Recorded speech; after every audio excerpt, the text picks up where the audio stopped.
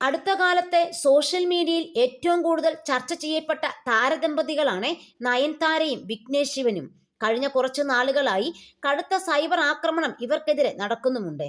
ധനുഷിനെതിരെ ഇവർ പരസ്യമായി രംഗത്തു വന്നതോടെയാണ് പ്രശ്നങ്ങൾ ഉണ്ടായത്. ധനുഷ് ആരാധകർ ഒന്നടങ്കം താരദമ്പതികൾക്കെതിരെ തിരിഞ്ഞു. നയൻതാരയുടെ അനിഷ്ടമുള്ളവരും ഈ അവസരം മുതലെടുത്തു. പലപ്പോഴും വിഘ്നേഷാണ് കടുത്ത പരിഹാസങ്ങൾക്ക് ഇരയായത്. നയൻതാരയുടെ നിയന്ത്രണത്തിലാണ് വിഘ്നേഷ് എന്നും കരിയറിൽ പരാജയമാണെന്നും പലരും സംവിധായകനെ ആക്ഷേപിച്ചു. ആക്രമണം കടുത്തതോടെ എക്സ് അക്കൗണ്ട് വിഘ്നേഷ് ഡീആക്ടിവേറ്റ് ചെയ്തു. നെഗറ്റിവിറ്റി അവഗണിച്ച് തങ്ങളുടേതായ സന്തോഷങ്ങൾ കണ്ടെത്തുകയാണ് താരദമ്പതികൾ. വിഘ്നേഷിനെയും നയൻതാരയെയും കുറിച്ച് നടി കൽക്കി പറഞ്ഞ വാക്കുകൾ ഇപ്പോൾ ശ്രദ്ധ നേടുകയാണ്. 2020 പുറത്തിറങ്ങിയ ആന്തോളജിയിലെ ലവ് പണ്ണ ഉഡ്രനും എന്ന ഭാഗം സംവിധാനം ചെയ്തത് വിഘ്നേഷാണ്.